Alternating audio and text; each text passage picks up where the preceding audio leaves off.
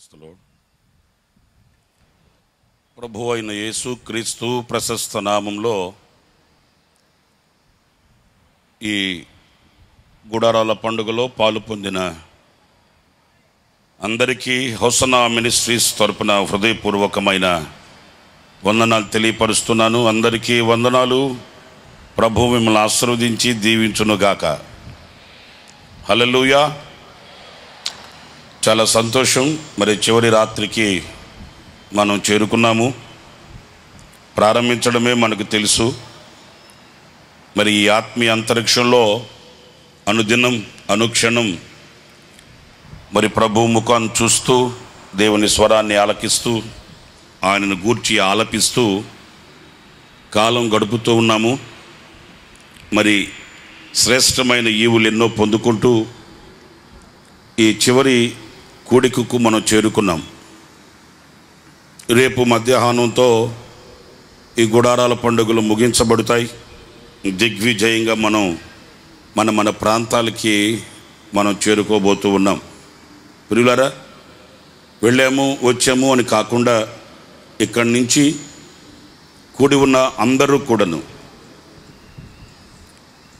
దేవుని దీవెనలు చేతపట్టుకొని ప్రభు కొరకైన ఒక సాక్షిగా మీ ప్రాంతాలకు మీరు వెళ్ళగలిగితే ఇదిగో పడుతున్న ఈ ప్రయాసకు ప్రతిఫలం కలుగుతుంది, ప్రతిఫలం కలిగింది అని ఆనందించడానికి పునాది అవుతుంది.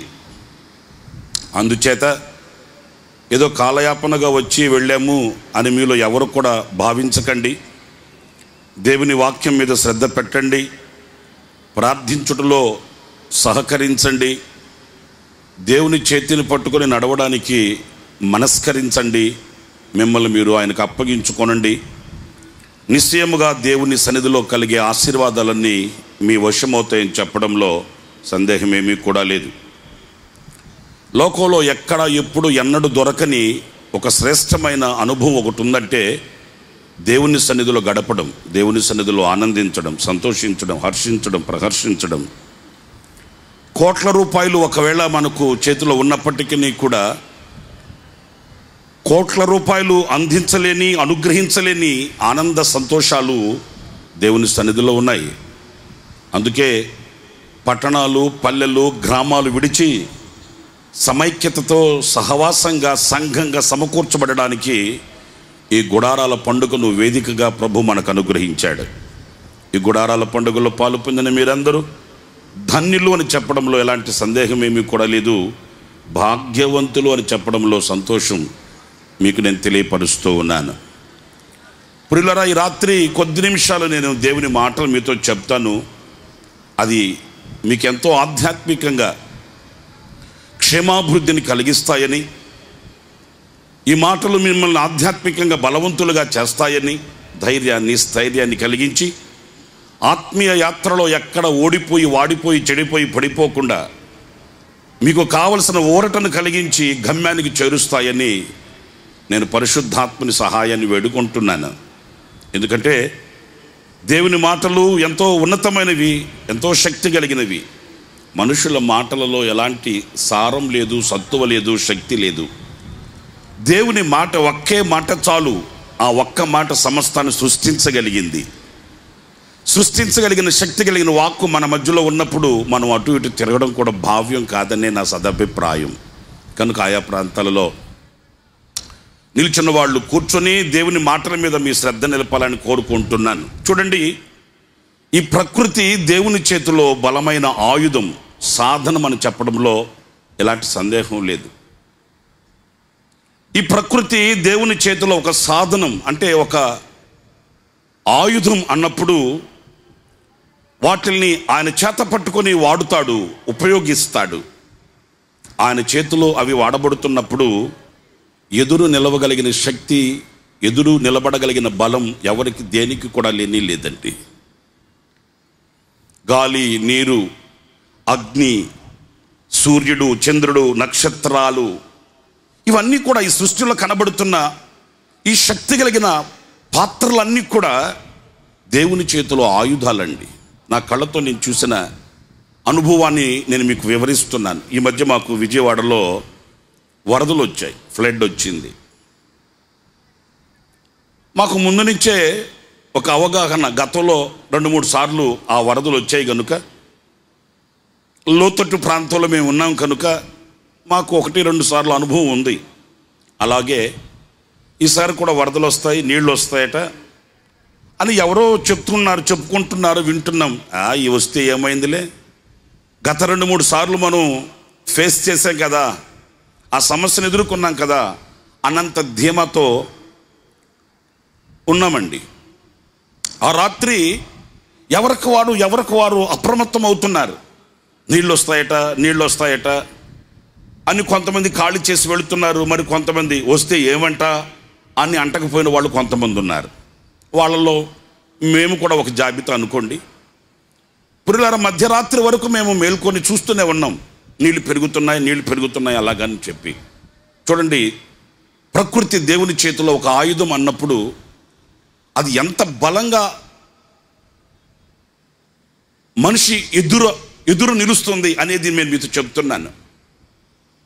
ఒక 15-20 నిమిషాల్లో ఆ నీటి ప్రవాహం పెరిగింది. అప్పటికి నేను కాస్త సిద్ధపడి ఇసుక బస్తాలన్నీ పెట్టుకొని, ఒకవేళ నీటి ప్రవాహం ఎక్కువైతే ఆ గేట్లకి ఈ ఇసుక బస్తాలు వేసి కాస్త ఆపుదాంలే అన్నంత ఆలోచనతో సిద్ధంగా ఉన్నాం. ఓ 10-15 నిమిషాలేనండి, కళ్ళతో చూస్తున్నాం, ప్రవాహం పెరిగిపోయింది. ఒక్కసారిగా దాడి చేయడం ప్రారంభించింది. వెంటనే మేమంతా ఇసుక బస్తాలు తీసుకెళ్ళి ఐరన్ గేట్లు, ఇనప గేట్లు వేసి ఆ ఇనప గేట్లకి ఇసుక బస్తాలు అడ్డేసామండి. పిల్లలు, నేను ఒక మాట చెప్తాను వినండి. ఆ నీటి ప్రవాహం ఆ ఇసుక బస్తాలు అడ్డుగా వేసిన ఆ గేట్లకు తగులుతుంటే ఆ ఐరన్ రాడ్స్తో చేయబడిన ఆ ఇనప గేట్లు గడగడ వణికిపోతున్నాయండి. ఘోష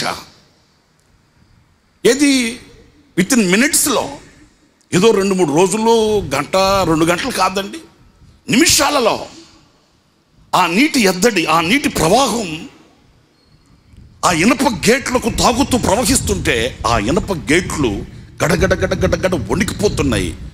ఘోష శబ్దం వినబడుతుంది. పిల్లరా, అక్కడ నిల్చొని నేను అదే ఆలోచించానండి.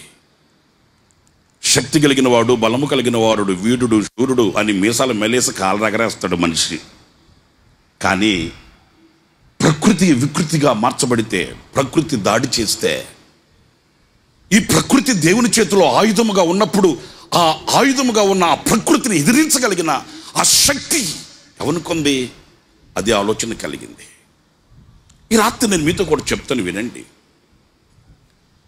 ఈ ప్రకృతిలో కనబడుతున్న ఈ ఆయుధాలన్నీ ఎవరు చేశారు? ఎవరి చేత సృష్టించబడ్డాయి? వీటికే ఇంత శక్తి ఉంటే, ఇంత సామర్థ్యత ఉంటే, ఇంత బలము, ఇంత శక్తి ఈ ప్రకృతిలో ఉన్న వాటికే ఉంటే, వీటిని కలిగించిన శక్తి కలిగిన దేవుని యొక్క సామర్థ్యత ఏంటి అనే ప్రశ్న ప్రతి అంతరంగాన్ని తాకాలండి. మనం చాలాసార్లు చెప్పుకుంటూ ఉంటాం, సృష్టికర్తను మరచి సృష్టిని ఆరాధించుతున్న ప్రజలు ఉన్నారు కదా అనే మాట. సృష్టికర్తను ఎందుకు మరచారు? సృష్టికర్తను ఎందుకు మరవవలసి వచ్చింది? సృష్టికర్త యొక్క వాల్యూ, సృష్టికర్త యొక్క శక్తి సామర్థ్యతలు, ఆయనలో ఉన్న బల పరాక్రమములు, శూరత్వం ఏంటో తెలియక సృష్టికర్తని విడిచి సృష్టిలో ఉన్న వాటిల్ని నమ్ముకునే ప్రజలు మనకు కనిపిస్తున్నారు. ఈ రాత్రి ఒక్క విషయాన్ని నేను మీతో చెప్తాను. ఈ దేవుని చేతిలో వాడబడే ఆయుధాలుగా ఉన్న ఒక్కటి గాలి. అందరు చెప్పండి, వైభవ నోళ్ళు తెరిచి మాట్లాడండి. గాలి చాలా శ్రేష్టమైనది, ఎంతో విలువైనది. ఈ రాత్రి మనం ధ్యానించవలసింది. ఎందుకంటే గాలి లేకపోతే ఎవడు బ్రతకలేడు. సరే, మీరంతా ఏంటో చాలా సీరియస్గా చూస్తున్నారు నా వైపు. నేను మిమ్మల్ని ఒక ప్రశ్న అడుగుతాను. మీరు కరెంటు వాడుకుంటున్నారండి, కరెంటుకి బిల్లు కడతారండి. కట్టకపోతే ఏం చేస్తారండి? ఏం చేసేదే ఉందండి, పీకేస్తారండి. అంతే దానికి సమాధానం. మీరు కరెంటు వాడుకుంటారు, బిల్లు కడతారు. ఫోన్ వాడుతారు, బిల్ కడతారు. గ్యాస్ వాడుతారు, బిల్లు కడతారు, వాడుకున్న ప్రతిదానికి బిల్లు కడతారు. మరి పుట్టినప్పటి నుంచి ఈనాటి వరకు ఏనాడైనా మీరు వాడుకున్న గాలికి బిల్లు కట్టారండి? ఏం మాట్లాడారంటే ఇప్పుడు చిరునవ్వుతో సమాధానం చెప్తున్నారు నాకు. మరి ఏనాడైనా మీరు బిల్లు కట్టలేదని పీకి పడేశాడండి?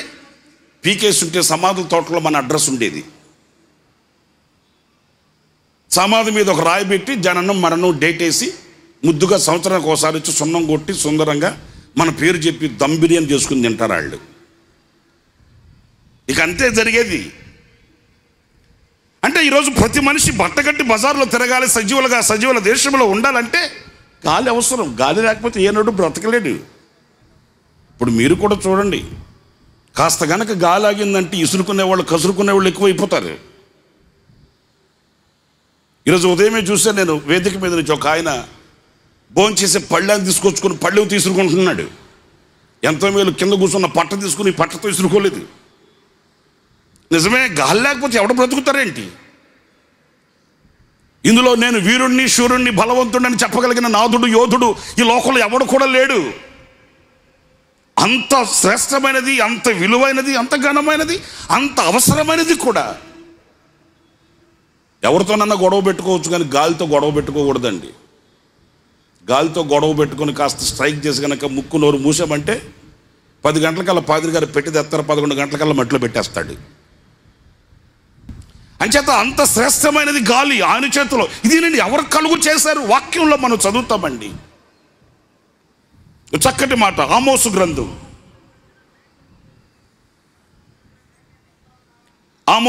4వ అధ్యాయం 13వ వాక్యంలోని మాటలు, పర్వతములను రూపించువాడును గాలిని పుట్టించువాడును ఆయనే. చప్పట్లు కొడతారా గట్టిగా ఒకసారి? Very good, very good. మీ స్పందనకి నా హృదయపూర్వకమైన వందనాలు. గాలిని ఆయన పుట్టించాడంట. అంటే ఈ గాలికి సృష్టికర్త ఎవరు అనంటే మనం ఆరాధించే మన ప్రభువు అట. ప్రియ దేవుని బిడ్డలారా, నాకు ఒక్క చిన్న ఆలోచన ఈ వాక్యంలో కలిగింది. ఆయన చేత సృష్టించబడిన చేయబడినవి చాలా ఉన్నాయి, ఎన్నో ఉన్నాయి. ఆయన నోటి మాటతోని కలుగు చేశాడు. ఈ గాలిని గూర్చి, ఈ గాలిని ఆయన సృష్టించడంలో గల కారణాలేంటి? దేవుని కార్యాలు ఎప్పుడు కూడా నిష్ఫలము కానే కావు, నిరర్ధకం కానే కావండి. నేను మరలా రిపీట్ చేస్తున్నా, దేవుని కార్యాలు ఎప్పుడు నిష్ఫలము కావు, నిరర్ధకము కావు. ప్రభువా దీన్ని ఎందుకు చేసావయ్యా అంటే, అదేనా నాకు కూడా అర్థం కావట్లేదు, ఎందుకు చేశాను, సరే విడిచిపెట్టాయి అనే మాట ఆయన నోట రానే రాదు.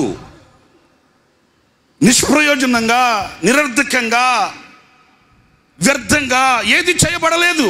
చేసేవాడు కూడా కాదు ఆయన. ఒక కార్యం చేశాడు అని అంటే అందులో ఎంతో ఆశీర్వాదం, ఎంతో శ్రేయస్కరమైన దీవెన దాచబడి ఉన్న సత్యం మనం గ్రహించాలండి. ఏది నిరర్ధకం కాదు అన్నప్పుడు ఈ గాలిని ఆయన కలుగు చేసిన విధానం దేని కొరకు? మీకు ఇంకొక వాక్యం కూడా నేను చూపిస్తాను. 135వ కీర్తన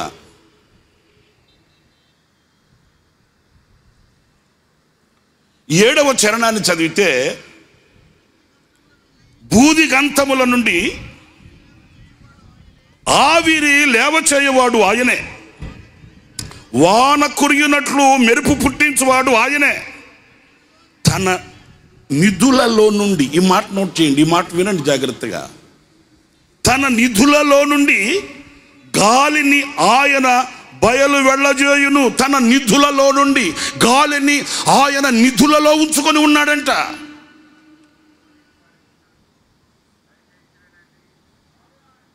మనము కదా కొన్ని శ్రేష్టమైన వాటిల్ని,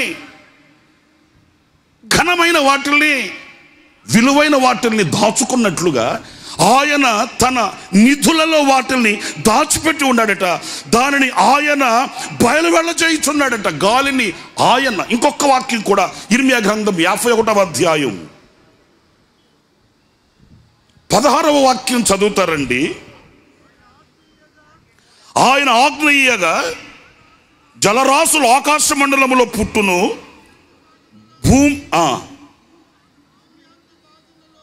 ఓకే,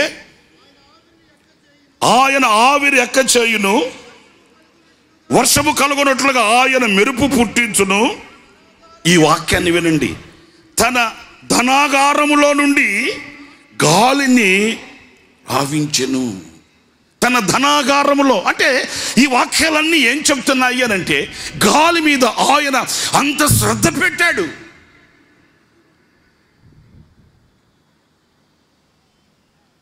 కొందరు చేతికి రింగు ఒకటి వేసుకొని ఉంటారండి, చిన్న రింగు. హలో, వింటున్నారా, తింటున్నారా? నన్ను చూడండి. మరి మీరేదో తింటున్నట్టుగా తల ఉంచుకుంటే నాకేం అర్థమైతే వస్తుంది ఏంటి? ఇది తినే సమయం కాదు, ఇది వినే సమయం. కొందరు చేతికి వ్రేళ్ళకి ఒక ఉంగరం వేసుకో, ఒక రింగ్ వేసుకొని ఉంటారండి. అది ఎంత ఉంటుంది ఏంటి, సన్నగా తీగలాగా వెంట్రుకు పోసని ఉంటుంది.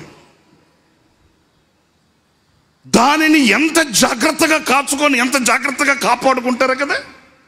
మాట్లాడేటప్పుడు ఆ చేతికుండే ఆ చిన్న వెంట్రుకు పాసు రింగు కనబడాలని చేయి తిప్పుతుంటారు కొంతమంది. వాడు ఎందుకు తిప్పుతున్నాడో మనకు అర్థం కాదు.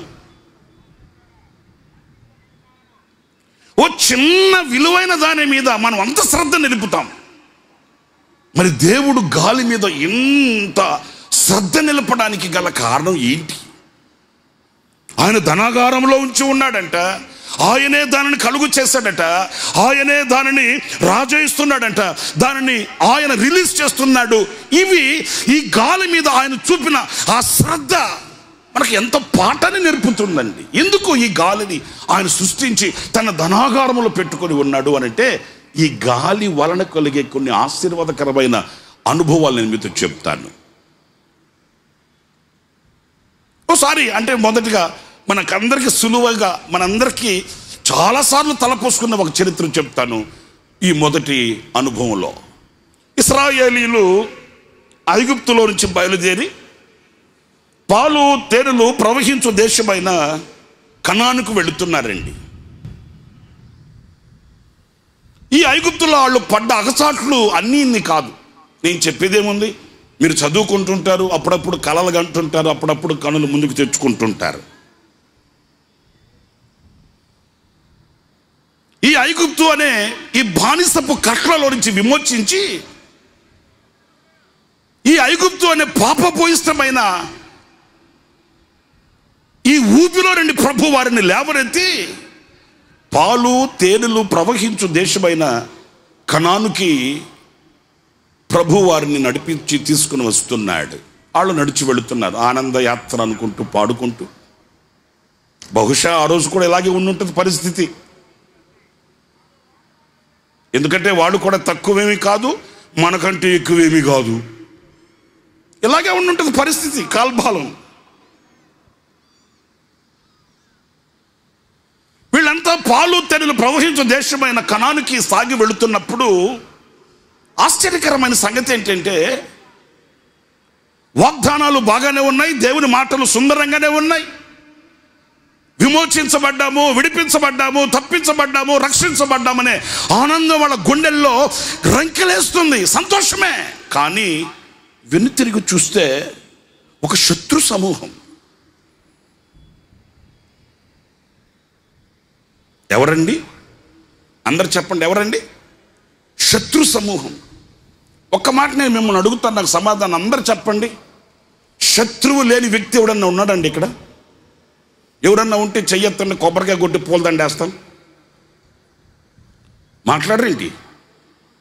శత్రువు లేని వ్యక్తి ఎవరైనా ఉంటే చెయ్యొద్దండి. జనసమూహంలో మీకు కొబ్బరికాయ కొట్టి మొంబొ తెలిగించి పూలదండేస్తాం, వేదిక మీద కూడా ఎక్కిస్తాం. ఎందుకు నేను ఇంత నిక్కచ్చిగా చెప్తున్నానంటే, పరిశుద్ధుడైన పౌలు అన్నాడు, మనకు ఒక శత్రువు ఉన్నాడు. ఎవడాడు? ఎవడాడు? వాడే ఆ కర్రిమొహముడు. ఈ వాయుమండలాధిపతి ఒకడు ఉన్నాడు, నాశనపుత్రుడు ఒకడు ఉన్నాడు. మనము పోరాడునది మనుషులతో కాదు, కానీ ఈ వాయుమండలాధిపతి అయిన ఈ సాతానుతో మనకు పోరాటం, ఒక శత్రువు ఉన్నాడు. ఒక మాట కూడా మీరు అడగచ్చు, మరి ప్రభు మన పక్షాన ఉంటే మనకు శత్రువు ఎవడు అని రాశాడు కదా అంటాడు. దాని అర్థం ఏంటంటే ప్రభు మన పక్షాన ఉంటే శత్రువు మీద మనకు జయము కలుగుతుందని దాని అర్థం. ప్రతి ఒక్కొక్కరికి శత్రువు ఉన్నాడు. అయితే జాగ్రత్తగా వినండి నేను చెప్పే మాట. ఇశ్రాయేలుల చరిత్రలో మనం గమనించినప్పుడు వాళ్ళ గుండె నిండా కృతజ్ఞత ఉంది. ఆనందగానాలతో పాటలు పాడుకుంటూ స్తుతించుకుంటూ వెళుతున్నారు. ఆ ఆత్మీయ యాత్రలో వాళ్ళు విమోచించబడిన ఆ విమోచన గీతాలని ఆలపించుకుంటూ సాగి వెళుతున్నారు. వెనుకకు తిరిగి చూస్తే ఆ ఆనందం ఆవిరైపోయేటట్లుగా శత్రు సమూహం వారిని వెంబడిస్తూ వస్తుంది. ప్రియులారా చూడండి, ఈ శత్రు భయం ఎలాంటిది అని అంటే పడుకున్న నిద్ర పట్టదు, తిన్న వంట పట్టదు.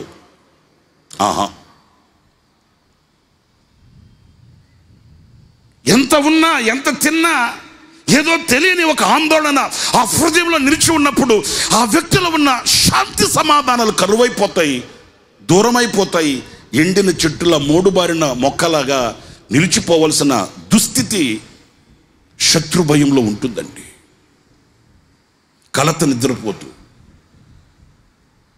కంటున్న కలలలో కూడా ఆవేదన ఆందోళన హృదయాన్ని కమ్మి వేస్తుంటే అల్లల్లాడిపోతూ తల్లడిల్లిపోతున్న బ్రతుకు గుండె గుప్పెట్లు పెట్టుకుని బ్రతకవలసిన స్థితిగతులు ఉంటాయండి. అదే ఆ రోజు ఇశ్రాయేలీయులకు కూడా, అయ్యో దేవుడు గొర్రెపిల్ల రక్తం చేత మమ్మల్ని విమోచించాడు, మా బానిసపు కట్లు తెంచాడు, ఈ ఐగుప్తులో నుంచి మమ్మల్ని విమోచించి తీసుకుని వస్తున్నాడు. కానీ మా గుండెల్లో ఈ ఆవేదన ఏంటి, ఈ శత్రు సమూహాల యొక్క అలజడి ఏంటి, ఈ శత్రు సమూహాల యొక్క విజృంభణ మా పైన ఇంకెంతకాలం? ఇదిగో ఇది ఇశ్రాయేలీయుల పరిస్థితి. ప్రియులారా వాక్యంలో మనం చదువుతాము, వాళ్ళు ఎర్ర సముద్ర మార్గానికి వచ్చారంట. ఇంకా ఆశలన్నీ అడియాశలు అయిపోయాయి. ఇశ్రాయేలీయుల గుండెల్లో ఉన్న నిరీక్షణ నిరుత్సాహమైపోయింది. నిరసలిపోయి కృంగిపోయి అలాగే కూలబడిపోయారు. ఇక బట్టగట్టి బజార్లో తిరిగే రోజులు అయిపోయాయి. ఎందుకంటే వెనుక చూస్తే శత్రువు, ముందు చూస్తే సాగరం, సముద్రం. ఈ ప్రకృతి ఆటంకాలని, ఈ శత్రు భయాలని మనం జయించి మరలా బట్టగట్టి బైబిల్ పట్టుకుని బజార్లో తిరిగే రోజులకి లేవు, అయిపోయింది. మన చరిత్ర ఇంతటితో సమాప్తమైపోయిందని కృంగిపోయిన ఇశ్రాయేలుల చరిత్రలో మనం గమనించవలసింది ఏంటో తెలుసండి. చక్కటి మాట వ్రాయబడి ఉంది. మోషే ప్రార్థిస్తున్నప్పుడు ప్రభు అన్నాడు, ఎందుకయా ఓ ఊరకనే కంగారు పడతారు, ఎందుకు మీరు? నీ చేతిలో ఏముంది? కర్ర ఒక్కటి ఉంది, మరి ఆ కర్ర చాపు. ఓకే, ఇది దృశ్యంగా కంటికి కనబడుతున్నదే. దేవుని వాక్యంలో మనం గమనించినప్పుడు సముద్రం పాయలైపోయిందంట. ఆరిన నేలను నడిచినట్లు అద్దరికి ఇశ్రాయేలీయులు చేరుకున్నారంట. కానీ ఒక సుందరమైన మాట పరిశుద్ధ గ్రంథంలో మనం చదివితే నిర్గమకాండం 15వ అధ్యాయం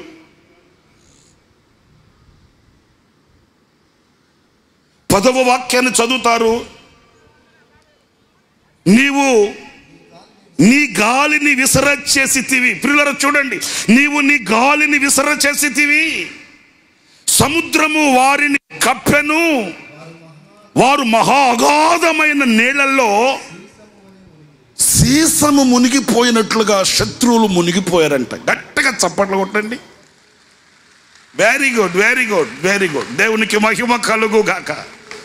పిల్లల అంతరంగంలో ఒక ఆనందాన్ని కలిగించిన విషయం ఏంటంటే, ఒక సీసం కదా నీటి మీద మునిగిపోయినట్లు వాళ్ళు మునిగిపోయారట. ఎందుకని?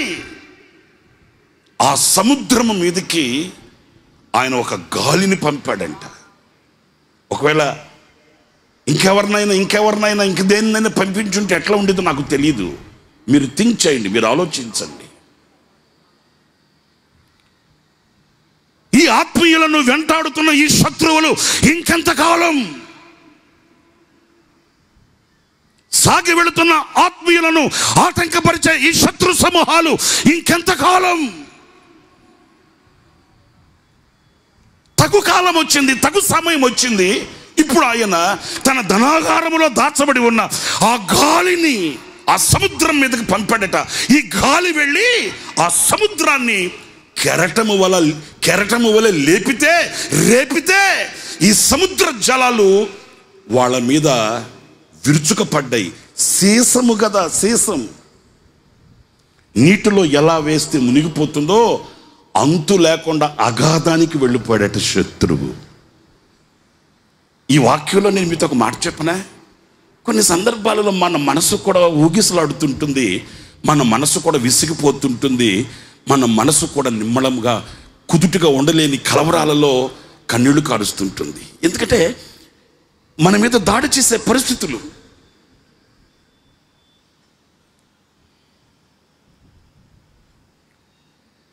మనల్ని కృంగదీయాలని, మనల్ని వెనుకకు లాగాలని, మనల్ని హతం చేయాలని కంకణ కట్టిన కఠినాత్ముల చర్యలు మన కళ్ళబడ్డప్పుడు, మన కంటపడ్డప్పుడు మన గుండె తలడిల్లిపోతుంటుంది. ఏంటిది? ఇంత భక్తి చేస్తున్నాను, ఇంత నిష్ఠగా ఉంటున్నాను, నేను ఇంతగా లోకానికి వేరై బ్రతుకుతున్నాను, నేను రక్తంతో కడగబడ్డాను, నేను ఇలాగ నా ప్రభు కొరకు జీవిస్తున్నాను, ఈ శత్రు భయం ఇంకెంతకాలం అనే ఆవేదన మన గుండెను కమ్మేస్తుంటుందండి.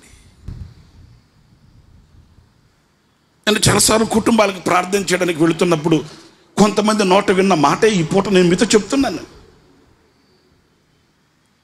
అన్నయ్య, నేను ఇలాగా ఇంత భక్తి చేస్తున్నాను, ఇంత నీతిగా యథార్థంగా బ్రతుకుతున్నాను, ముడిగట్టుకొని బైబిల్ పట్టుకొని ప్రభు పాదాలు విడువక ఉన్న నాకేనా ఇలాంటి పరిస్థితులు అనే మాటలు చాలా మంది నోట నేను విన్నానండి. ప్రియమైన సహోదరులు, చూడండి, ఆ శత్రు భయంలో నుంచి విడిపించి, తప్పించి, రక్షించి ఇక ఎన్నటికీ ఆ శత్రువు కంటికి కనబడకుండా చేయడానికి దేవుడు ఒక గాలిని పంపినట్లుగానే మన బ్రతుకుల్లో కూడా ఒక గాలిని ఆయన పంపిస్తాడు. ఒక గాలి మన మీద విసురుతుంది. ఆ గాలి మన మీద విసరబడినప్పుడు, ఆ గాలి మన దగ్గరకు వచ్చినప్పుడు, ఆయన గాలిని పంపినప్పుడు ఇక నీ జీవితంలో కనబడే ఆ శత్రువు నామరూపాలు లేకుండా సీసము మునిగిపోయినట్లుగా మునిగిపోవడం ఈ మన కళ్ళుతో మనం చూడగలుగుతాము. నిశ్చయముగా దేవుడు అలాంటి శక్తి కలిగిన కార్యం చేయడానికే మన కొరకు ఒక గాలిని ఆయన సృష్టించి ఉన్నాడు. చప్పట్లు కొడదాం గట్టిగాను. హల్లెలూయా, హల్లెలూయా. ప్రియ సహోదరులారా, ఎప్పుడు ఎన్నడూ కూడా కృంగిపోయి సతికిలబడిపోయి నా బ్రతుకి ఇంతే, నా జీవితం ఇంతే, ఇవి తప్పవు, ఇవి నాకు పుట్టుదల నుంచి వచ్చినవి అని అలజడిపాలు కావాల్సిన అవసరం లేదు. కానీ ఈ రాత్రి ఎవరు ఏ పరిస్థితులలో, ఎవరు ఏ స్థితిగతుల మధ్య, ఎలాంటి అలజడుల మధ్యలో ఒకవేళ ఇదిగో ఈ సభలో కూర్చొని లైవ్ ద్వారా ఈ మాటలు వింటున్నప్పటికీ కూడా ఈ రాత్రి నేను చెప్పగలిగింది ఒక్కటే, ప్రభుని మనం అడగగలిగింది కూడా ఒకటే, అయినా ఆనాడు ఇశ్రాయేలీయుల కొరకు నువ్వు పంపిన ఆ గాలిని ఈ రాత్రి మా కొరకు నువ్వు పంపు ప్రభు అని నువ్వు అడగగలిగితే, ఆనాడు ఇశ్రాయేలీయులు మోషే కదా ప్రభు సన్నిధిలో అర్జించినట్లు, కోరుకున్నట్లుగా, ప్రార్థించినట్లుగా ఈ రాత్రి ఆయన పాదాలు పట్టుకొని నీవు కోరుకోగలిగితే నీ శత్రువులను సీసం కదా మునిగినట్లు ముంచివేయగలిగిన దేవుడు, నీవు వెనుకకు తిరిగి చూస్తే నీ కంటి చూపు మేరలో శత్రువు కనబడని ఒక నెమ్మదిని, విశ్రాంతిని, ప్రశాంతతను అనుగ్రహించు దేవుడు నిశ్చయముగా మన మధ్యలో ఉన్నాడు. ఆయన పేరు నజరేయుడైన యేసు. స్తోత్రం కలుగుగాక. ఈ మొదటి అనుభవంలో నేను మీతో చెప్పగలిగింది ఏంటంటే, శత్రువుని హతమార్చడానికి ఆయన గాలిని పంపినట్లు, గాలిని సృష్టించినట్లు, గాలిని తన ధనాగారములో దాచి ఉంచినట్లు ఈ వాక్యంలో మనం చూడగలుగుతాం. ఇక రెండో విషయానికి వెళ్ళిపోదాం. త్వరగా కొన్ని విషయాలు నేను మీతో చెప్తాను. రెండవ అనుభవం ఏంటంటే, ఈ ఇశ్రాయేలీలు, జాగ్రత్తగా వినండి, ఈ ఇశ్రాయేలీలు తక్కువైనోళ్ళు కాదండి. వీళ్ళు ఎలాంటి వాళ్ళంటే, ఆనందం వచ్చినా వీళ్ళని పట్టుకోలేము, దుఃఖం వచ్చినా వీళ్ళని పట్టుకోలేము. ఈ జాబితాకి చెందిన వాళ్ళు మెజారిటీనే ఉంటారండి, మైనారిటీ కాదండి. కొంతమందికి ఆనందం వచ్చినా పట్టుకోలేము, దుఃఖం వచ్చినా తట్టుకోలేము. లోకం ఏకం చేసేస్తారు, లోకుల్ని కాకులు చేసేస్తారు, నింగి నేల ఒకటి చేసేస్తారు, ఇక లోకంలో ఉన్నదంతా శూన్యమే అని మన కళ్ళకు కట్టొచ్చినట్లుగా చూపిస్తారు. ఈ జాబితాకి చెందిన వాళ్ళే ఇశ్రాయేలీలు. ఈరోజు కూడా మనకు చాలా ఎక్కువగానే కనిపిస్తారు. వీళ్ళకి ఒకరోజు ఒక ఆశ కలిగిందండి. ఉంటాయి, ఆశలు అందరికీ ఉంటాయండి. వాళ్ళకు కూడా ఒక ఆశ ఏంటంటే, ఏంటిది, పాలు తేనెలు ప్రవహించు వాగ్దాత దేశానికి ప్రభు మనల్ని నడిపిస్తాడంటే అన్ని విడిచిపెట్టి అన్ని వదులుకొని వచ్చేసాం. మరి ఈ యాత్రలో చూస్తే తిన్న తిండే ఎంతకాలం తింటాం అయ్యా బాబు, తిన్న తిండే ఎంతకాలం తింటాం? తిని తిని తిని తిని తిన్నదే తిని తిన్నదే తిని తిన్నదే తిని ఇక విరక్తి కలిగిపోయింది మాకు అని ఇప్పుడు వాళ్ళ హృదయంలో కలిగిన ఆశ ఏంటో తెలుసండి, మాకు మాంసం కావాలి అని వాళ్ళు ఆశించారంట. ఏం కావాలండి?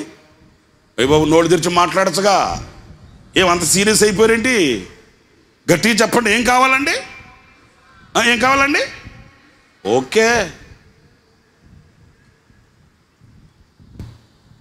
యమ సిగ్గుపడిపోతూ చెబుతున్నారు మాంసం అని. ఎందుకంటే ఇప్పుడు మాకు పెడితే మేము వద్దన్నామా అన్నట్టు.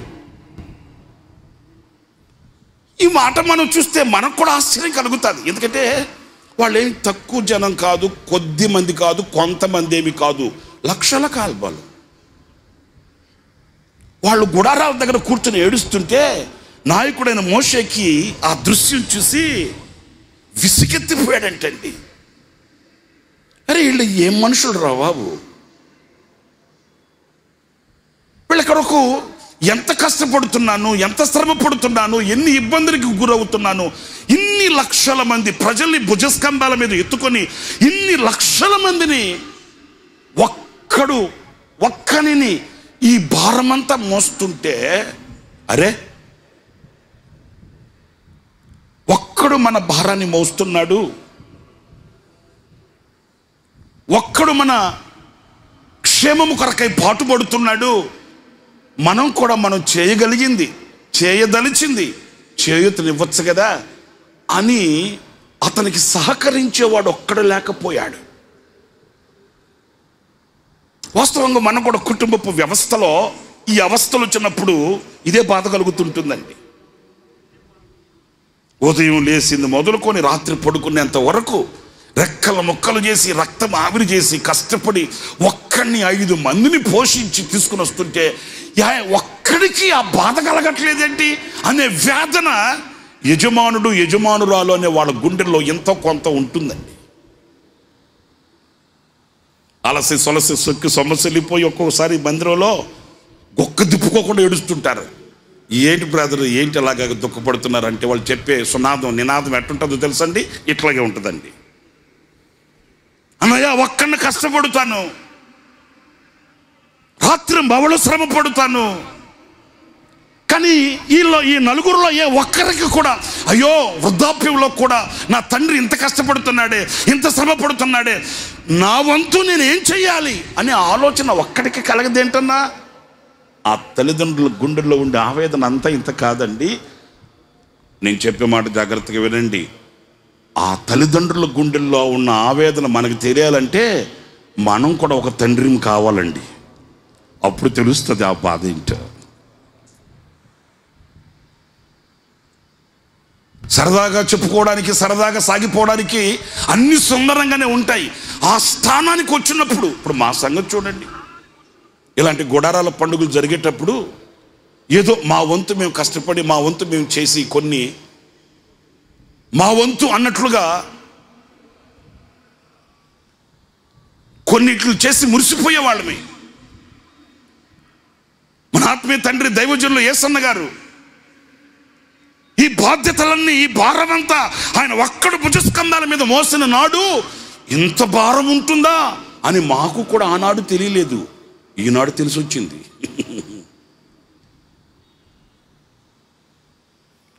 ఆనాడు ఆ తండ్రి ఈ పిల్లలు పెరిగి పెద్దవాళ్ళై, ఈ పిల్లలు పెరిగి నా చేతికి కాస్త సహాయకరంగా ఏనాడు వస్తారు అని ఎంత ఆశ గుండెల్లో గూడు కట్టుకొని ఆయన ఎన్ని ఆశలతో మమ్మల్ని పెంచాడు అనేది ఇప్పుడు తెలుస్తుంది. ఆ విలువేంటో, ఆ బాధ్యత ఏంటో, ఆ భారం ఏంటో ప్రతి తల్లిదండ్రులకి ఉంటుంది. ఆ భారం తెలియాలంటే ఆ స్థానానికి మనం ఎక్కి రావాలండి. ఇశ్రాయేలీయులు కూడా ఆ రోజున వాళ్ళు కోరిన కోరిక ఏంటంటే మేము మాంసం తినాలి అని ఆశపడ్డప్పుడు మోషేకి విసుగెత్తిపోయింది, అలసిపోయాడు, విరక్తి చెందిపోయాడు. నేను చరిత్ర చెప్తున్నాను, తర్వాత మీరు చదువుకోండి బైబిల్లో. ఇప్పుడు అంతా మనం రెఫరెన్స్ చూసుకుంటూ పోతే టైం సరిపోదు, నేను చరిత్ర చెప్పేస్తాను. దేవుడు అన్నాడు, ఏంటి నీ విసుకేంటి, నీ కంగారేంటి, నీ కన్నీళ్ళేంటి, నీ కలతేంటి, ఏంటి అంటావేంటి? మరి తక్కువైన వాళ్ళు అంటండి, ఇంత గొప్ప జనానికి మాంసం కావాలంటే ఎన్ని ఎడ్లు చంపాలి, ఎన్ని గొర్రెలు చంపాలి, ఎన్ని చేపలు పట్టాలి, ఏం తక్కువ ప్రయాసమా ఇది అని తన బాధ, తన గోడంతా చెప్పుకున్నాడు దేవునితో. చెప్పండి మీరు, ఎవరితో చెప్పుకున్నాడండి? అయ్య బాబు, నోళ్ళు తెరిచి మాట్లాడరేంటి? ఎవరితో చెప్పుకున్నాడండి? గట్టిగా చెప్పాలి, ఎవరితో చెప్పుకున్నాడండి? మనం ఎవరితో చెప్పుకోవాలండి? 1 టౌన్ పోలీస్ స్టేషన్కి వెళ్ళి పోలీస్ కేసు పెడితే కుదరదు. 2 టౌన్ పోలీస్ స్టేషన్కి వెళ్ళి పోలీస్ కేసులు పెడితే కుదరదు. నీ గుండెల్లో ఉన్న గోడు, నీ మనసులో ఉన్న మదన పడుతున్న సమస్యలకి పరిష్కారం ఎక్కడ అంటే, నీకు పరిష్కారం చూపగలిగిన శక్తి కలిగిన దేవుని దగ్గరకు వెళ్ళి ఆయనకు చెప్పుకుంటే అక్కడ పరిష్కారం కలుగుతుంది. మరి మనకు అలాంటి అలవాటు లేదే. మనకి ఏదైనా వేదన కలిగితే సెల్ ఫోన్ చేతి పట్టుకొని చెల్లెమ్మకో, అన్నయ్యకో, అక్కయ్యకో, వదినమ్మకో, తమ్ముడికో, ఫ్రెండ్ కోసం ఎవరికో ఫోన్ చేసుకొని కాసేపు కనుక వాళ్ళతో మాట్లాడుకుంటే ఏదో తీరిపోయినంత. అది తీరేదేమి కాదు, అది ఊడేదేమి కాదు, అది ఉండేదేమి కాదు. చాలామందికి ఈ యొక్క అలవాటు ఉంటుందండి. ఎదురింటోళ్ళకి, పక్కింటోళ్ళకి, ముందింటోళ్ళకి కోసం పెట్టుకొని అలెగ్జాండర్ చరిత్ర చెప్పినట్టు చెబుతారు. చెప్పి చెప్పి చెప్పి చెప్పి చెప్పి సమస్యలు పోయి అక్కడి నుంచి లేచి వస్తారే కానీ సమస్య పరిష్కారం అవుతుందండి.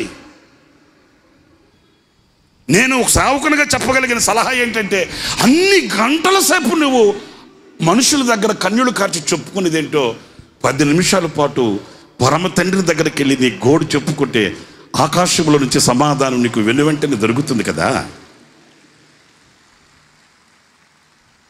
ప్రార్థన ఆలకించగలిగిన, జవాబు ఇవ్వగలిగిన, సమస్యకు పరిష్కారం చెప్పగలిగిన అనంత జ్ఞాని అయిన, ఆలోచనకర్త అయిన ప్రభువుని విడిచి అంధకారంలో దోపుచులాడడం నీ అవివేకం కాదా అనే మాటకి మనమందరూ కూడా సమాధానం చెప్పాలండి.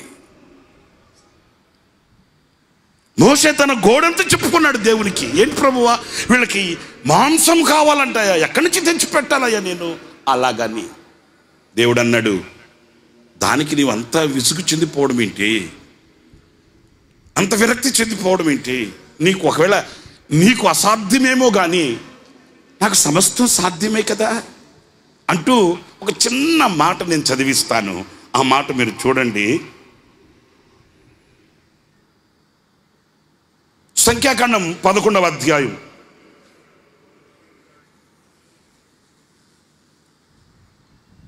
సంఖ్యాకాండం 11వ అధ్యాయం 31వ వాక్యం చదువుతారు చూడండి. తరువాత యెహోవా సన్నిధి నుండి ఒక గాలి బయలుదేరి సముద్రము నుండి పూరేళ్లను రప్పించి పాడెము చుట్టూ ఆ ప్రక్క ఈ ప్రక్క ఒక దిన ప్రయాణమంత దూరం వరకు భూమి మీద 2 మూరల ఎత్తున వాటిని పడవేసెను. గట్టిగా చప్పట్లు కొడతారా? ఓ, చాలా బాగా ఘనంగానే చప్పట్లు కొడుతున్నారు. ఎందుకో మరి మీకు కూడా ఆశ ఇచ్చింది ఏంటో నాకు తెలియట్లే.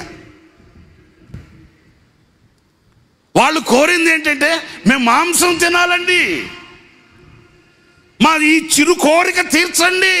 ఇది మనుషులకు అసాధ్యం, ఇది మనుషునికి జరిగే కార్యం కాకపోయినప్పటికీ శక్తి కలిగిన నా దేవుని కార్యం ఇక్కడ చదువుతారండి. ప్రియులారా, దేవుడంట యెహోవా సన్నిధి నుంచి ఒక గాలిని బయలుదేర చేశాడంట సముద్రము మీదకి.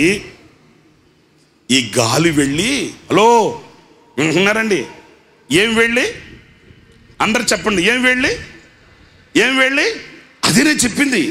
ఆయన చేతిలో సాధనాలు ఇవి. ఆయన ఆయన గాలిని విసర చేస్తే ఈ గాలి సముద్రం మీదకు వెళ్ళి ఈ సముద్రం మీద ఉన్న ఈ పూరేళ్లను మాత్రాన్ని కూడా ఈడ్చుకొని వచ్చిందేమో. నేను ఒక మాట చెప్పనా, ఏదో కాటకూడు లోట సాంబార్ అన్నట్లు చాలని తిండి కాదండి. బాబు ఇన్ని లక్షల మందికి ఇంత సమృద్ధిగా అయితే ఎలా కుదురుతుంది అని ఏదో సర్దకపోయేటట్లు కాదు. కానీ నాకు హృదయంలో ఆనందాన్ని కలిగించి ప్రభువును స్తుతించిన కార్యం ఏంటంటే, ఒక దిన ప్రయాణం అంత దూరం. హల్లెలూయా చెప్పండి. ఒక దిన ప్రయాణం అంత దూరం. ఒక రోజు వాళ్ళు ఎంతైతే నడవగలిగి ప్రయాణం చేయగలుగుతారో అంత దూరం అంటండి. ఈ కుడి ప్రక్క ఎడమ వైపున ఎంతెత్తు 2 మూరల ఎత్తున ఆ పూరేళ్ళు నిండిపోయాయి అంటండి. 2 మూరలంటే ఎన్ని అడుగులు? ఇంచుమించు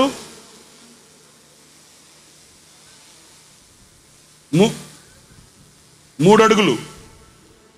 3 అడుగుల ఎత్తు.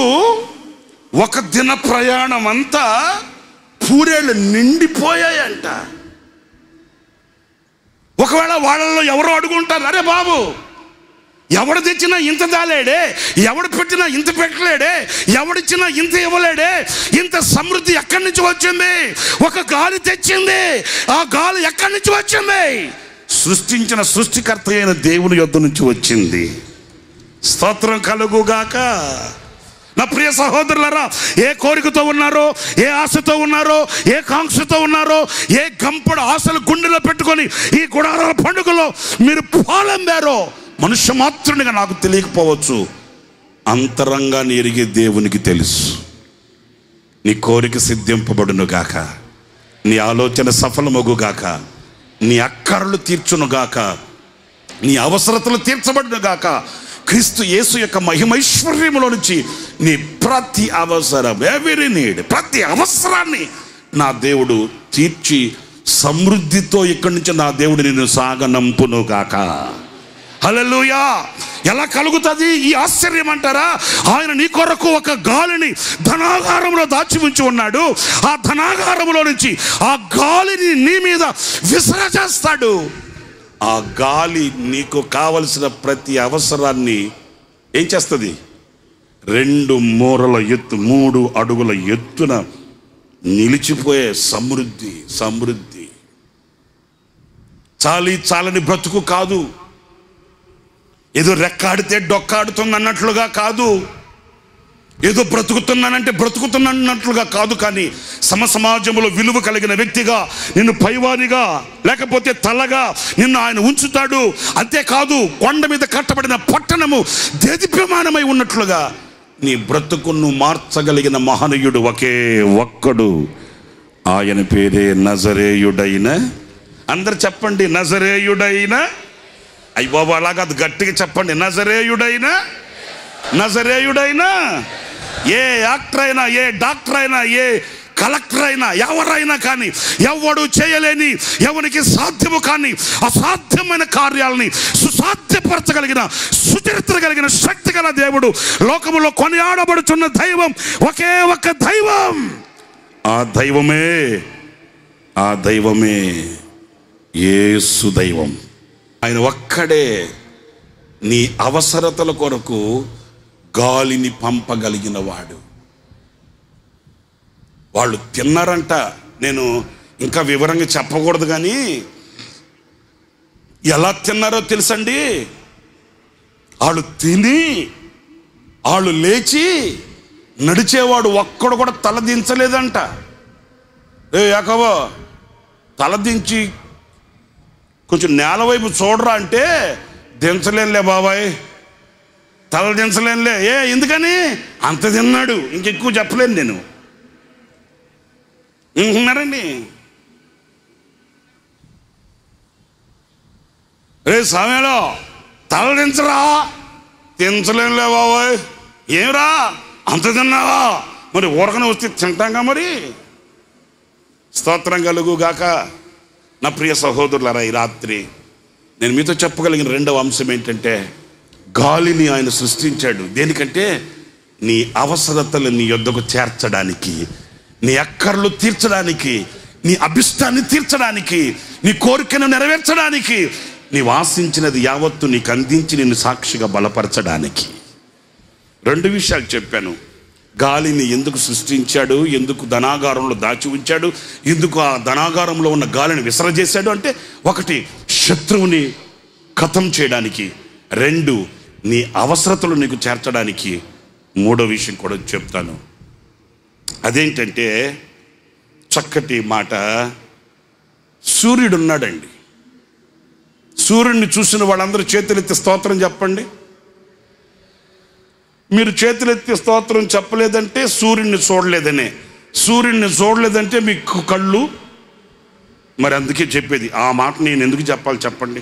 అందరూ చెప్పండి, చూసిన వాళ్ళందరూ, సూర్యుడిని చూసిన వాళ్ళందరూ చేతులెత్తి స్తోత్రం చెప్పండి. ఇంచుమించు అందరూ చూసిన వాళ్ళే, చూడనోడు ఎవడు ఉంటాడేంటి? ఒకవేళ కనబడకపోయినా భూతద్దాలు పెట్టుకొని చూస్తాం. ఓకే, ఇప్పుడు నేను చెప్పే మాట జాగ్రత్తగా వినండి. ఈ సూర్యుని ప్రకాశం మన మీద పడింది అనుకోండి, మనం ఏ పనైనా సులువుగా చేసుకుంటాం, సుందరంగా బ్రతకగలుగుతాం, ఆనందంగా అడుగులు వేసుకుంటూ ఆహ్లాదకరంగా బ్రతకగలుగుతాం. అయితే నేను చెప్పే మాట జాగ్రత్తగా వినండి, నా వైపు చూడండి. ఎక్కడి నుంచో టెలిగ్రామ్ కొట్టినట్టు, ఫోన్ చేసి కబురంపినట్టు, ఏదో సుట్టపు చూపుగా మన కొరకే వచ్చినట్టు ఈ కారు మేఘాలు ఉన్నాయి కదండి. కారు మేఘాలు మీరు ఎప్పుడన్నా చూసారో లేదో నాకు తెలియదు, కానీ కొన్ని మేఘాలు అయితే జెట్ ప్లేన్కి వెళ్ళినట్లుగా వెళ్తుంటాయి. నేను కూడా కొందరితో ఇట్లాగే ముచ్చటగా ఏదో సరదాగా మాట్లాడిన రోజులు నాకు తెలుసు. ఆ మేఘాలు చూస్తే ఎక్కడికి వెళ్తున్నాయో అర్జెంటుగా అబ్బో టెలిగ్రామ్ కొట్టినట్టు వెళ్తున్నాయి రా బాబు అనుకుంటుంటాం. ఎందుకంటే అంత వేగంగా వెళుతుంటాయి. వెళ్ళిన ఈ మేఘాలు ఏం చేస్తాయో తెలుసండి, ఆ ప్రకాశమానంగా వెలుగుతున్న ఆ కాంతిని మన మీద పడకుండా మనలో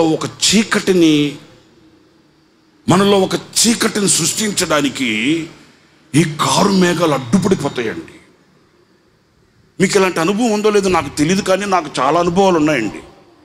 అంటే మీరు అనుకుంటారు అబ్బో వీడి పెద్ద ముదిరే అనుకుంటారు కదా, ముదిరినేనండి. మీరు అనుకోవాలని చెప్తున్నాను. ఎందుకంటే వేసే ప్రతి అడుగు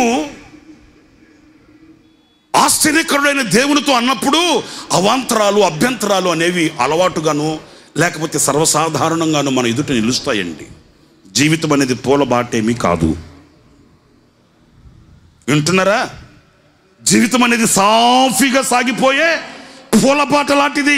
పొగడతలు, ఘనతలు, సన్మానాలు, లేకపోతే సభలు ఇలాంటివి ఏదో జీవితాంతం సాగుతాయి. కడుపులో చల్ల కదలకుండా కంటి నిండా నిద్ర, నోటి నిండా తిండి, కడుపు నిండా ఆనందం ఇలాగ సాగిపోద్ది అని ఎప్పుడు కాలంలో కూడా మనం అనుకోకూడదండి. ఎన్నో ఎత్తు పల్లాలు, ఎన్నో ఇరుకు విశాలతలు, ఎన్నో అగచాట్లు, అవాంతరాలు, అభ్యంతరాలతో ముడిపడిన సమ్మేళనమే జీవితం అనేది. కొంతమందికి అది తెలియక కష్టం, నష్టం, బాధ, వేదన, వ్యాధి వచ్చినప్పుడు అలసి సులసి సొక్కి సొమ్మసిల్లిపోయి విరక్తి చెంది జీవితం ఇంకా ఇలాంటిది, జీవితం జీవించడం కంటే అనవసరమని అఘాయిత్యాలకు పాల్పడి నిండు నూరేళ్ల జీవితాన్ని పాడుదిబ్బగా మార్చుకుంటున్నారండి. జీవితం ఎప్పుడు కూడా పూలబాటేమీ కాదు. లోయల్లోకి దిగినప్పుడు నేర్చుకోవలసిన పాఠాలు నేర్చుకోవాలి.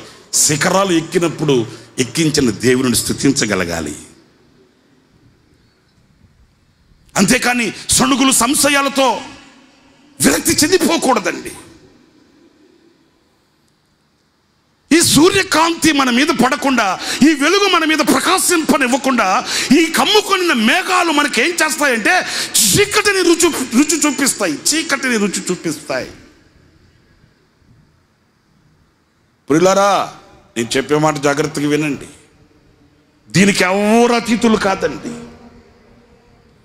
పరిశుద్ధ గ్రంథంలో మీరు చూడండి, ప్రతి భక్తునికి ఒక మబ్బు దినం ఉందండి. ప్రతి భక్తుడిని కమ్ముకొనిన చీకటి కెరటాలు, చీకటి అనుభవాలు పరిశుద్ధ గ్రంథంలో మనం చూస్తాము. దీనికి ఎవరు కూడా అతిథులు కాదు. ప్రతి పరిశుద్ధునికి, ప్రతి భక్తునికి ఒక మబ్బు దినం, ఎదురైన ఘట్టం పరిశుద్ధ గ్రంథంలో మనం చూస్తామండి. ఆకాశంలో నుంచి అగ్నిని దింపిన దైవజనుడైన ఏలియా జీవితంలో ఒక మబ్బు దినం. విశ్వాసవీరుడై ఎక్కడికి వెళ్ళవలనో కూడా తెలియక ప్రయాణాన్ని కొనసాగించిన విశ్వాసవీరుడైన అబ్రహాం జీవితంలో ఒక మబ్బు దినం. బ్రతుకు మీద విరక్తి చెంది చావడమే మేలనుకొని ప్రార్థించి నిద్రపోయిన చీకటి గడియలు దైవజనుడు ఏలియా జీవితంలో మనం చూస్తాం. వెనుకకు వెళ్ళలేక, ముందుకి సాగి వెళ్ళలేక తిరిగి మరల వెనక్కి వెళ్ళి, అరే బాబు శారమ్మని ఇదిగో ఈ అబీమెలెకుని ఇతను దొంగిలించి తీసుకుని వెళ్ళిపోయాడు, నా కుటుంబం పటాపంచలు అయిపోయింది, నా కుటుంబం కుక్క చింపిన ఇస్తర్లా అయిపోయింది, దయచేసి మీరు ఎవరైనా హెల్ప్ రాగలరా, ఎవరైనా సహాయం చేయగలరా అని వెనుకకు వెళ్ళి తన వాళ్ళతో చెప్పుకోలేక, అలాగని కాలం కాటేసింది, కళ్ళు మూసుకుని వెళ్ళిపోదాం అని దాటి వెళ్ళలేక అల్లాడిపోయి ఒంటరిగా మిగిలిపోయి కన్నీళ్లు కార్చిన మబ్బు దినం అబ్రహాం జీవితంలో మనం చూస్తామండి. పిల్లల జాగ్రత్తగా వినండి నేను చెప్పే మాటల్ని. ఈ చీకటి అలుముకొనిన ఈ మబ్బు దినమందు మన విశ్వాస వీరులు పరిశుద్ధులైన వాళ్ళ జీవితాల్లో మనం చూస్తే వాళ్ళు అలాగే ఆ నిరీక్షణను కోల్పోయి, దేవునికి దూరమైపోయి, దేవుని యొక్క పవిత్రతను విడిచిపెట్టి సరళత నుంచి వాళ్ళు వైదొలిగిపోలేదు. కానీ మనం నేర్చుకోవాల్సిన పాఠం ఒకటి ఉంది, చెప్తాను వినండి. ఆ మబ్బు దినమందు ఏం చేశారు? ఆ కారు చీకటి కమ్ముకున్న నాడు, ఆ కారు చీకట్లో కూర్చొని కుమిలిన నాడు, ఎందరో ఉన్నప్పటికీ ఎవ్వరూ లేని నిశీదిలో ఒంటరిగా ఇంటి మీద ఒంటిగా ఉన్న పిచ్చుక వలె కూలబడిన నాడు, ఆదరించేవాళ్ళు ఆమడ దూరాన నిలబడితే శత్రువులు విరుచుకుపడుతుంటే ఈ కెరటాల సంవడికి అల్లల్లాడిపోతూ తల్లడిల్లిపోతూ గుండె గుప్పిట్లో పెట్టుకొని ఆ నిశీదిలో కూర్చొని ఆ మబ్బు దినమందు, ప్రియ సహోదరులారా, సందర్భానుసారంగా నేను ఈ మాటలు చెప్తున్నాను. ఒకనాడు ఇదే ఊరిలో, ఇదే గ్రామములో, ఇదే ప్రజల మధ్య పిడికెడు గింజల కొరకు, పిడికెడు బియ్యం కొరకు గోని సంచి చేత పట్టుకొని, నేను మరలా రిపీట్ చేస్తున్నాను ఈ మాట, పిడికెడు గింజలు పిడికెడు బియ్యం కొరకు గోని సంచి చేత పట్టుకొని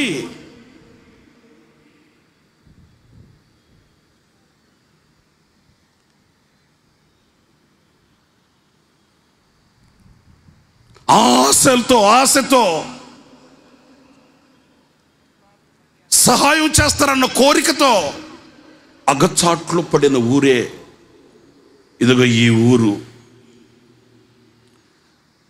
ఆ గోని సంచి చేత పట్టుకుని యవనుడే ఈ ఆశీర్వాదానికి కారకుడు అండి. ఇదే గ్రామంలో, ఇదే ఊరిలో, ఇదే ప్రజల మధ్య గొప్పెడు బియ్యం కొరకు సంచి చేత పట్టుకుని ఆ యవనుని దేవుడు దీవించిన దీవెనకు ప్రతిఫలమే ఈ రోజున ఈ సమృద్ధిగా ఈ ఊరిలో, ఇదే ప్రజల మధ్య, ఈ గ్రామంలోనే ఈ విస్తారమైన ఆశీర్వాదం ఆ దేవుడు కలిగించడానికి గల కారణం ఏంటి? ఆకలికి తట్టుకోలేక ఇదే అమరావతి రోడ్డు చింత చెట్ల కింద కూర్చొని చింత చిగురాకు తిని ఇదే అమరావతి నడి రోడ్లలో ఈ చింత చెట్ల కింద స్పృహ కోల్పోయి నురుగు కక్కుతూ పడిపోయిన ఆ యవనుని, ఆ సేవకుని యొక్క ఆశీర్వాదం యొక్క ఆ ఫలం ఇదిగో ఈ విస్తారమైన ఈ పంట మన కనులకు కనబడుతుంది. ఈ రోజున ఈ ఆశీర్వాదానికి కారణాలు ఏంటి ఆలోచించండి. ఇదే చోట కూలిపోయిన ఒక పాక అదే చోటుకి ప్రపంచపు నలుదిశల నుండి ప్రజల రాక, కూలిపోయిన పాకను చూచుకుంటూ కన్నీటి సాగరములో అల్లాడిపోతూ తల్లడిల్లిపోయిన ఆ కనుల కన్నీళ్లను చూచిన శక్తిగల దేవుడు దీవించిన దీవెనకు నిదర్శనమే ఈ కంటి చూపు మేరలో కనబడుతున్న ఈ ప్రభంజనం.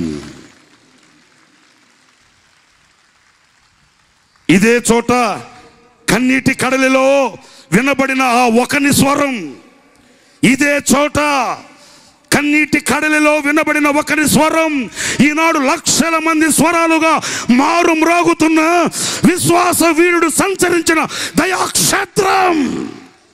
దీనికి కారణం ఆ ఒక్కని నోట పలికబడిన ఆ శ్రేష్టమైన కీర్తన, ఆ ఒక్కని స్వరం. ఈనాడు లక్షల స్వరాలుగా మార్చబడిన దీవెన దయాక్షేత్రం. ప్రియ సహోదరులారా, ఈ ఆశీర్వాదం ఎవరిది? ఈ దీవెన ఎవరిది? ఈ ఆశీర్వాదపు జల్లులు ఎవరి కొరకు? అంతరంగం పులకరిస్తున్న ఆనందానికి నిదర్శనమే ఈ మూటలు మీ ముందు పెడుతున్నాను. ఎవనిదో కాదు, ఒక యవనునిది. నడుము కట్టి నడుము బిగించి పానార్పణముగా ప్రభు పాదాల దగ్గర రక్తం చిందించి ఆయన పరిచర్య కొరకై, ఆయన పరి కొరకై ఆఖరి వరకు వెలిగి విజయాన్ని చూచిన ఆశా దీపం విశ్వాస వీరుడు సంచరించిన ప్రాంతమైన దయాక్షేత్రం ఈరోజు దయతో మనల్ని చూస్తుంది, దయతో హక్కును చేర్చుకుంది. గుడారాల పండుగకు స్థలం లేదే ఎక్కడ అంటే ఈ దయాక్షేత్రం చేతులు చాపి పిలిచింది. నేనున్నాను ఇక్కడ, మిమ్మల్ని ఆదరించగలిగిన, మిమ్మల్ని పోషించగలిగిన, మిమ్మల్ని ఉద్ధరించగలిగిన, మీకు ఆశ్రయం ఇవ్వగలిగిన ఒక క్షేత్రం. నా ప్రియ సహోదరులారా, ఆనాడు ఎవరు లేరు, ఆనాడు ఒక్కడు లేడు, ఆనాడు ఏమి కానరాని ఆ నిశీదిలో ఆ చీకటి కమ్మిన నాడు, చీకటి కమ్ముకొనిన వేళ మేఘం కమ్ముకుంది.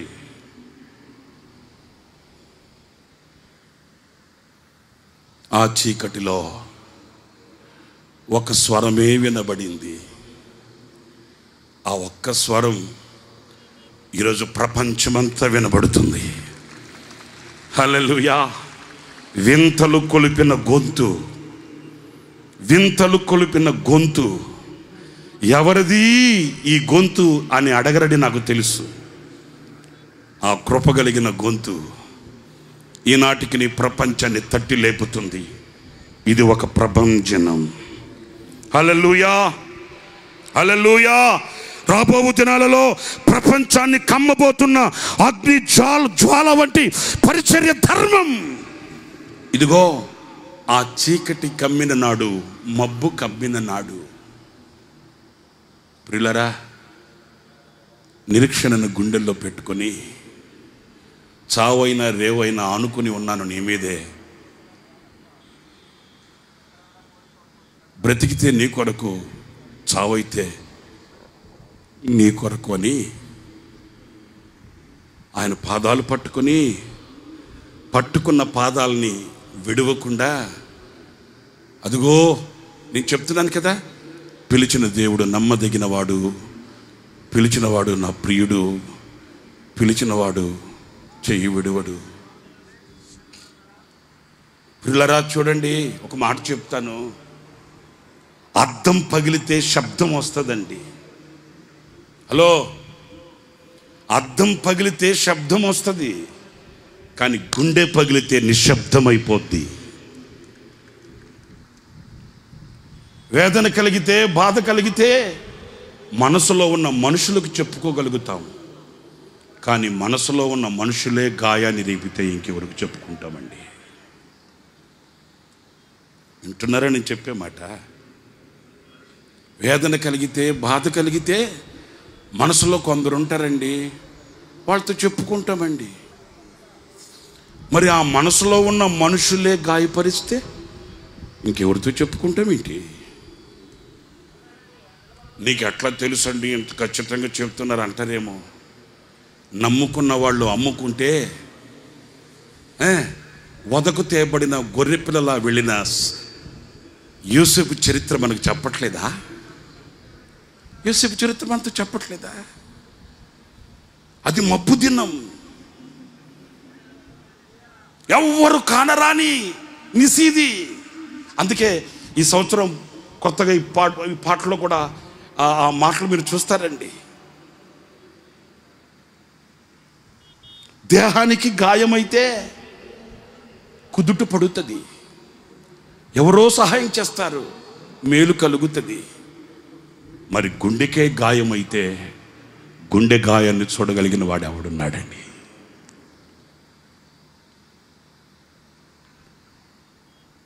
ఆ గుండెకు కలిగిన గాయమే ఒక గేయం. ఆ గేయమే ఈ సంవత్సరానికి మనందరికీ ఒక పాఠం.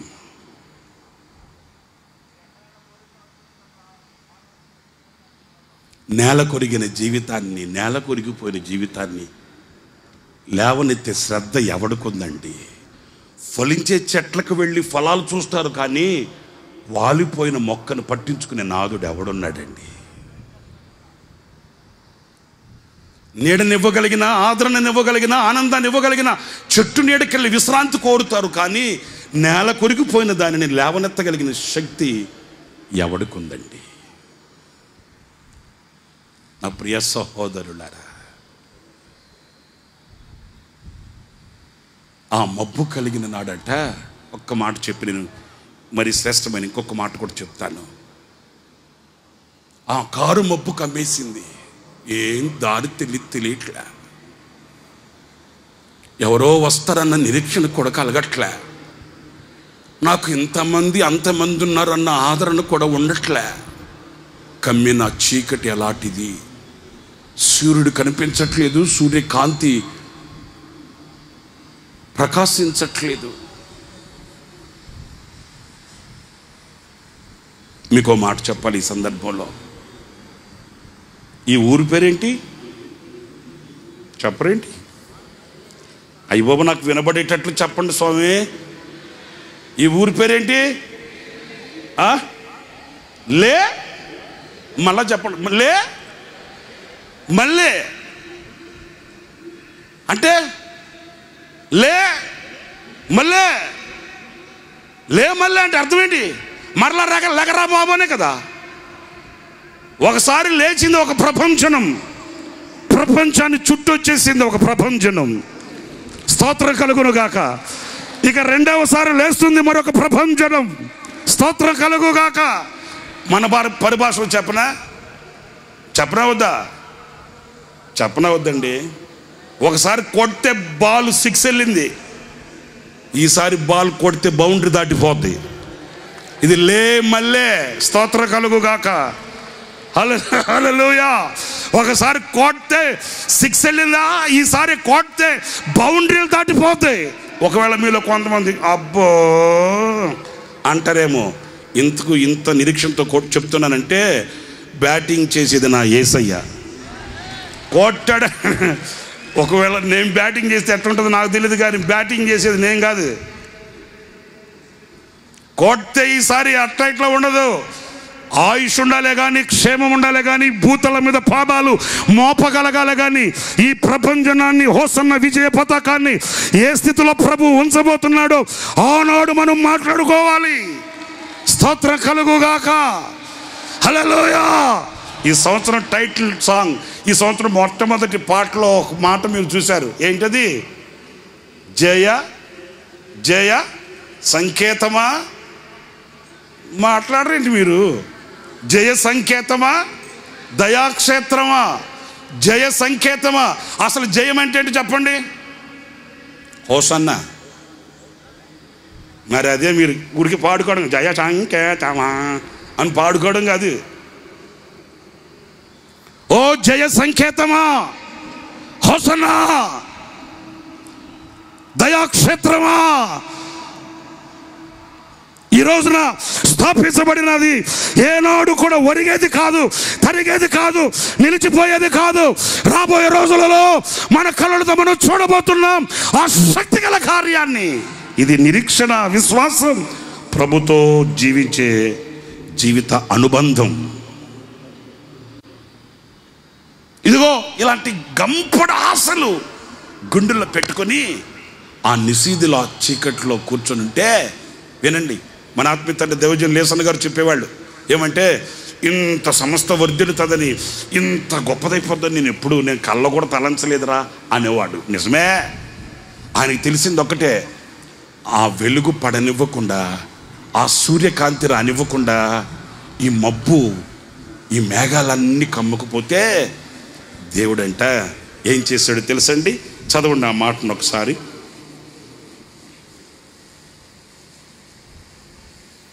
యోబు గ్రంథం 37వ అధ్యాయం, యోబు గ్రంథం 37వ అధ్యాయం 21వ వాక్యం చదువుతారండి. ఉన్నతమైన మేఘములలో ప్రకాశించు ఎండ ఇప్పుడు కనబడకున్నను. ఆహా, ఈ వాక్యాన్ని వినండి.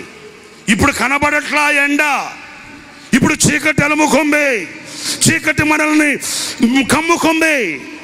అయితే గాలి మేఘములను పోగొట్టి దానిని తేటగా కనపరుచును. గట్టిగా చప్పట్లు కొడతారా? గట్టిగా ప్రభువుకు మహిమ కలిగేటట్లు చప్పట్లు కొట్టండి. స్తోత్రం, హల్లెలూయా. ఒక గాలి వస్తుందంట. దేనికి గాలి వచ్చిందంటే కొంపలు కోల్చడానికి కాదు, హాని కలిగించడానికి కాదు, లేకపోతే ఏదో మనకు ఒక విపత్తుని ఆపదని తీసుకొని రావడానికి కాదు. ఈ గాలి దేని కొరకోనంటే ఆ నీతి సూర్యుడైన యేసు క్రీస్తు యొక్క నీతి కిరణాలు నీ మీద పడనివ్వకుండా ఆటంకంగా ఉన్న ప్రతి మేఘాన్ని పారద్రోలి ఆ వెలుగును నీకు తేట తెల్లగా చూపడానికి. స్తోత్ర, హల్లెలూయా, హల్లెలూయా. తేట తెల్లగా ఆ కమ్మిన మేఘాలు, ఆ కమ్ముకొని చీకటి, అవాంతరాలు, అభ్యంతరాలు ఏమయ్యాయో తెలియదండి. అంత శక్తి కలిగిన సూర్య కిరణాలని మనకు మరుగు చేసేసిన మేఘాలు. వింటున్నారండి? మనకు ఎంతో స్తోమత ఉంటుంది, మనకెంతో సామర్థ్యత ఉంటుంది, మనకెంతో బలము, ధనము, జనము ఉంటుంది. కానీ నిస్సహాయపు పరిస్థితులలో నిశీదులో నిలిచిపోయినట్లుగా ఒంటరిగా మిగిలిపోయిన దినాలు మనకు తటస్థిస్తాయండి. మనకున్న బలము, ధనము, జనము ఎవరు కూడా ఏమీ చేయలేరండి. కానీ నిన్ను కమ్మిన మేఘాలు, నిన్ను కమ్మిన చీకటి పోవాలంటే ఒక గాలి రావాలండి. స్తోత్రం చెప్తారా గట్టిగాను? ఏం రావాలండి? ఏం రావాలండి? గాలి. ఆ గాలి వచ్చి ఏం చేసిందో తెలుసా? ఈ కమ్మిన మేఘాలని ఈడ్చి కొట్టిందేమో. ఇప్పుడు ఆనాడు కమ్మిన మేఘాలు భూతద్దం పెట్టి వెతికిన అడ్రస్ లేవు, మెడ్రస్కి వెళ్ళిపోయినాయేమో నాకు తెలియదు. స్తోత్రం చెప్పండి, హల్లెలూయా. నేను మాట మీతో చెప్పనా? ఒకవేళ ఈరోజు నీవు చీకట్లో ఉన్నావేమో సహోదరుడా, ఒకవేళ చీకట్లో ఉన్నావేమో సహోదరి, పిండబడి నలగగొట్టబడుతున్నట్లుగా ఆదరణ కోల్పోయి ఆనందానికి దూరమైపోయి, ఒకవేళ నీవే ఒంటరిగా బిక్కు బిక్కుమంటూ ఒకవేళ చీకట్లో ఉన్నావేమో, నీవు కంగారు పడాల్సిన అవసరం లేదు. ఈ రాత్రి నువ్వు ప్రభుతో మాట్లాడు.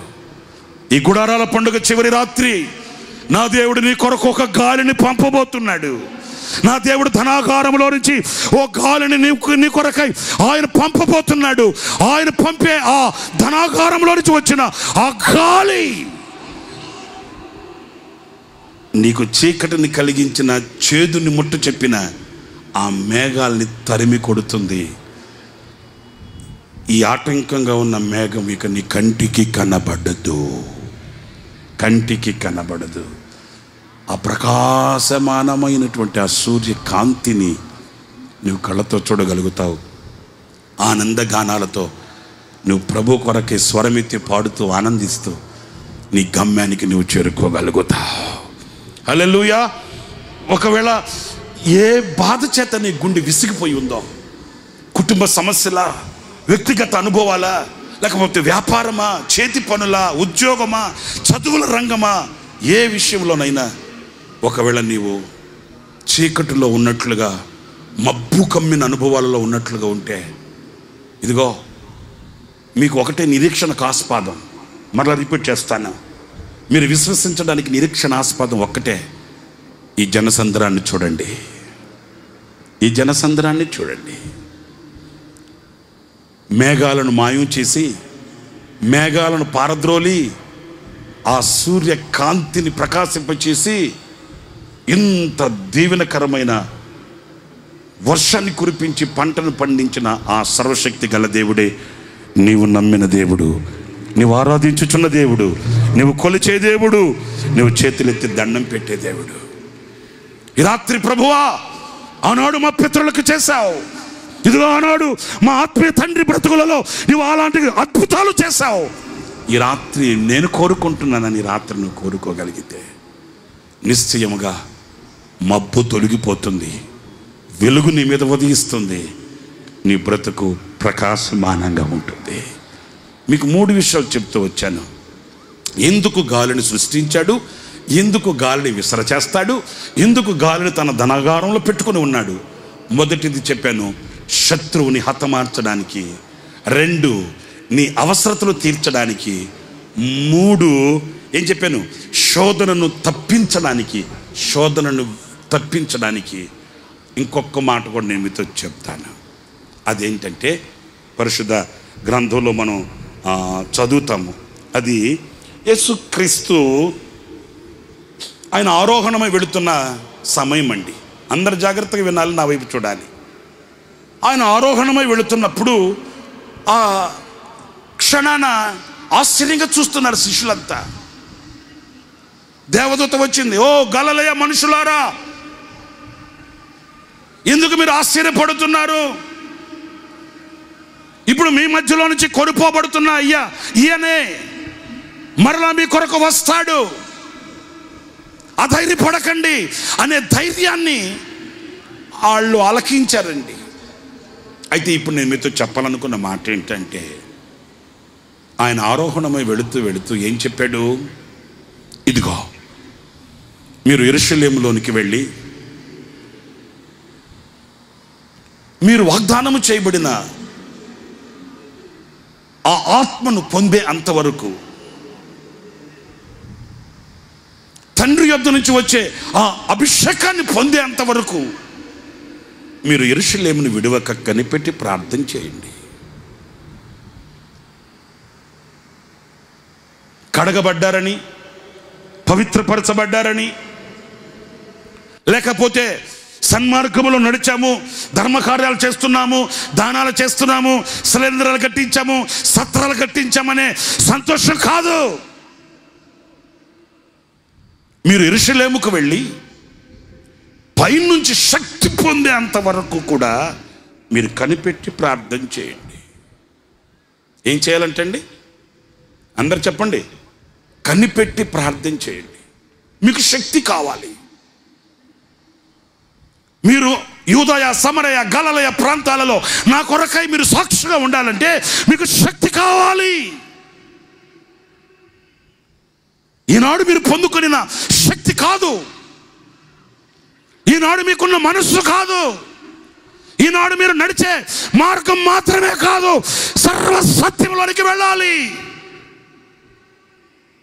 మీకు శక్తి కావాలి. అందుచేత మీరు యెరూషలేముకు వెళ్ళి కనిపెట్టి ప్రార్థన చేయండి, పైనుంచి శక్తి పొందేంత వరకు అని ఆయన ఆజ్ఞాపించాడు. స్తోత్రం చెప్పండి. ఎవరు చెప్పారు ఈ మాట? ప్రభువు చెప్పాడు. సరేనండి, ఈ చరిత్ర మనందరికీ బాగా తెలుసు కనుక ఒక మాట చెప్తాను.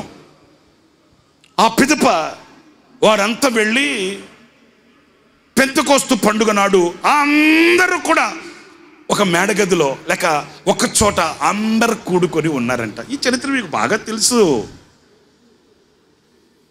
కాకపోతే సందర్భానుసారంగా నేను మీతో చెప్తున్నాను. వాళ్ళంతా ఒక చోట కూడుకొని ఉన్నప్పుడు వాళ్ళు ఏం ఆలోచించి ఉంటారు? ఎక్కడ సభలు పెడదామా, కన్వెన్షన్స్ పెడదామా, క్రూసైడ్స్ పెడదామా, మరి కన్వెన్షన్స్ పెడితే భోజనాలు పెడదామా, రొట్టెలు పంచుదామా? ఇవి కాదు వాళ్ళ ఆలోచన. మరి ఇక్కడికి మీరు వచ్చి ఇప్పుడు మీరు ఏం ఆలోచిస్తున్నారు నాకు తెలియదు, కానీ ఇప్పుడు ఇంతమంది ఇక్కడ కూడి ఉంటే ఇన్ని మనస్తత్వాలు ఉన్నట్టే కదా. ఎవడి మనసులో ఏముందో నాకేం తెలుసేంటి? మనస్సు మర్మములు ఎరిగిన మహనీయుడు ఆయన కదా, ఆయనకి తెలియాలి, నాకేం తెలిసేంటి? కానీ ఆనాడు వారందరూ ఒక చోట కూడి వారి అందరి మనస్సు ఒకటేనండి. స్తోత్రం చెప్పండి ఒకసారి. చూడండి, ఇప్పుడు మీలో కొంతమంది స్తోత్రం చెప్పలేదు అంటే వాళ్ళ మనసు ఎక్కడ లేదు. బ్యాగ్ పందిరిలో పెట్టొచ్చాను, ఆ బ్యాగ్కి నన్ను అప్పగించుంటే బాగుండే మాట, ఆవిడ మనసు బ్యాగులో ఉంది. వాళ్ళకి ఫోన్ చేసి రమ్మన్నాను, వాళ్ళు ఇంకా రాలేదు. ఓయ్ కానుకలు పట్టేవాళ్ళు, వాలంటీర్స్ కూర్చోండి అక్కడ, కూర్చోండి అక్కడ, కూర్చోండి అక్కడ. అవసరం లేకుండా కొంతమంది చాలా అవసరంగా వచ్చేస్తారు ముందుకి. కూర్చో. కొందరి మనసు అలా ఉంటుందండి. మరి వాళ్ళ మనసేమో ముందుగా వెళ్ళిపోయి నిల్చుంటే బాగుంటుంది కదా అని వాళ్ళ మనసు. వీళ్ళేంటి ఎర్ర సొక్కలు వేసుకుని మధ్యలో వీళ్ళు వచ్చేసారంటే మీ మనసు. మీరేంటి ఆడవైపు చూస్తున్నారని నా మనసు. ఎవడు మనసు ఆడిది. కానీ ఆనాడు ఆ గదిలో కూర్చొని ఉన్న వాళ్ళ మనసంతా ఒకటే. ఈ ఐక్యతే కావాలండి మనకి ఈ రోజున. స్తోత్ర కలుగుగాక. ఈ సఖ్యతే కావాలి, ఈ సమాధానమే కావాలి, ఆ ధ్యాస, ఆ కాన్సన్ట్రేషన్, ఆ ఏకాగ్రత కావాలండి. వాళ్ళంతా ఒక చోట కూడి వాళ్ళ ధ్యాస అంతా ఏంటంటే పైన నుంచి శక్తి మేము పొందాలి, పైన నుంచి మేము శక్తి పొందాలి, వాగ్దానము చేయబడిన ఆ ఆత్మ అభిషేకాన్ని మేము పొందుకోవాలి అని వాళ్ళ మనసులన్నీ ఏకం చేయబడ్డాయంట. ఈరోజు మనకున్న పెద్ద ఆటంకం ఏంటంటే మనసు కలవదే. ఏం కలవదు? మీరు మాట్లాడరని నాకు తెలుసండి. మనసు కలవదే.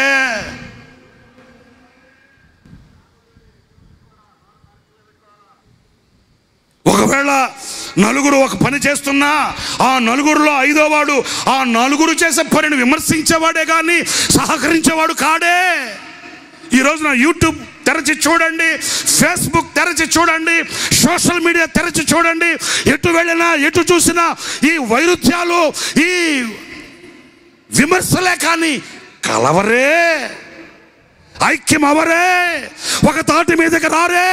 కుటుంబపు వ్యవస్థలో ఈ రోజున ఈ ఐక్యత పనిచేయట్లేదే. భార్యాభర్తలు ఇద్దరు మనసులు గలవే.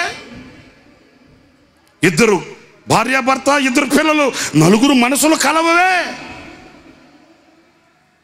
నా ప్రియమైన సహోదరులారా, క్రీస్తు కలిగిన దేశముగా మన దేశం మారాలంటే క్రైస్తవులు ఏకం కావాలి, క్రైస్తవుని మనస్సు ఒకటవ్వాలి, క్రైస్తవుడితో సహకరించాలి, క్రీస్తు మనస్సుని లోకానికి చూపగలగాలి.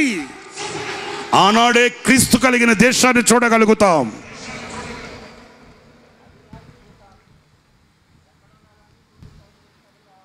దేశాన్ని మార్చాలనే ముందు నేను మారాలి అనే ప్రశ్న మనకు కలగాలి.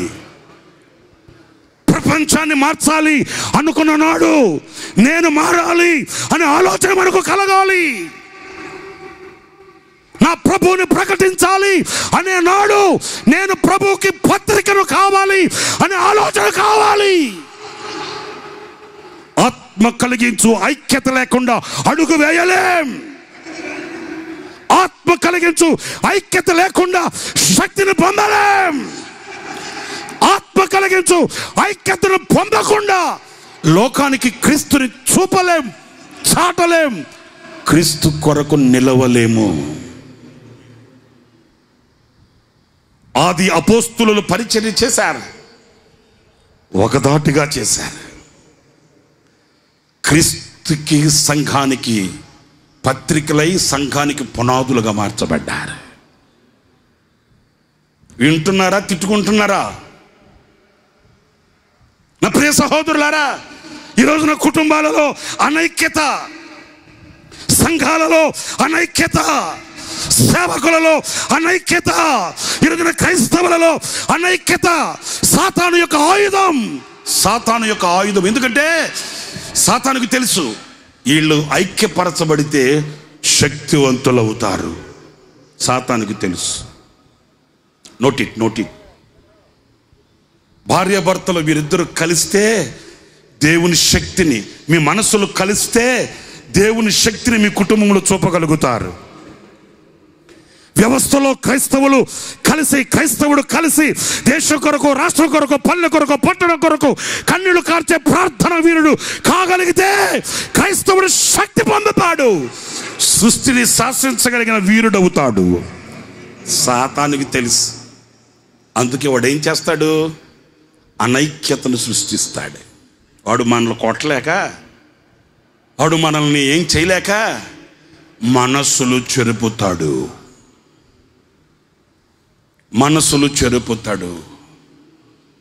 మనస్సుని కట్టండి, ఐక్యంగా నిలవండి. వారందరూ ఒకచోట కూడుకొని ఉన్నప్పుడు మీకు బాగా తెలుసు. అపోస్తుల కార్యాల గ్రంథం 2వ అధ్యాయం, అపోస్తుల కార్యాల గ్రంథం 2వ అధ్యాయం మొదటి వాక్యం దగ్గర నుంచి చదువుతారండి. వచ్చినప్పుడు అందరూ ఒక చోట కూడి ఉండిరి. అప్పుడు వేగముగా వీచు బలమైన గాలి. గట్టిగా చప్పట్లు కొట్టండి. గట్టిగా అందరూ ఏక మనసుతో చప్పట్లు కొట్టండి. ఏక భావనతో, ఏక హృదయంతో చప్పట్లు కొడుతూ ప్రభుని స్తుతించండి. వారందరూ ఒక చోట కూడి ఉండగా వారందరి మీద ఒక గాలి. ఏ గాలి? శక్తినిచ్చే గాలి. ఏ గాలి? వాక్కునిచ్చే గాలి. ఏ గాలి? బూది గంతముల వరకు వారిని సాక్షిగా నిలపగలిగిన శక్తిని ప్రసాదించే ఓ గాలి. నిశ్చయముగా ఈ రాత్రి కూడి ఉన్న మీ అందరి మీద గాలి వీచునుగాక. అగ్ని కణముల వంటి శక్తి కలిగిన అభిషేకం మీ మీదకి దిగవచ్చునుగాక. నాలుకలు విభాగించబడినట్లు ఆనాడు ఆది అపోస్తుల దినములలో కుమ్మరించబడిన పరిశుద్ధాత్మ శక్తి ఈ రాత్రి మిమ్మల్ని ఆవరించునుగాక. శక్తి కలిగిన దేవుని గాలి మీ మీద విసురునుగాక. వారికి వాక్ శక్తి, ఒకరిని ఒకరు విమర్శించుకునే శక్తి కాదు, ఒకడిని ఒకడు కృంగ తీసుకునే శక్తి కాదు, ఒకడిని ఒకడు చంపుకునే శక్తి కాదు, ఒకరికి ఒకడు దూరమైపోయే శక్తి కాదు. వాక్ శక్తి. అయ్య బాబోయ్, నాకు బాగా నచ్చిన మాట ఏంటంటే అందరు కూడి ఉన్నారు, వారందరి మీద ఏ ఒక్కరు తప్పిపోలేదండి. ఎందుకని? వారందరి మనసు ఒకటిగా ఉందండి. వింటున్నారా నేను చెప్పే మాట? అమ్మగారు అవునంటే అయ్యగారు కాదంటాడు, అయ్యగారు అవునంటే అమ్మగారు కాదంటది. ఆ కౌంటర్ రెడీగా ఉంటుంది, ఎతకాల్సిన అవసరం లేదు. వింటున్నారండి? భర్త ఇంట్లోకి వచ్చి భార్యతో ఏదో ముద్దుగా సరదాగా మాట్లాడుకుంటుంటారు కదండి. ఊరికే జోక్ చేద్దామని భర్త భార్యను అన్నానట, హలో హలో ఏదో అక్కడ ఎలికెళ్తుంది చూడు, ఎలికెళ్తుంది చూడు అన్నాడంట. వెనక్కి తిరిగి అనిందంట, అటు కాదులే అటు వెళ్తుంది అనిందంట. అసలు అతను చెప్పిందే ఒక అబద్ధం అంటే కౌంటర్ ఇవ్వడం రెడీగా ఉంటుంది ఆ అమ్మ.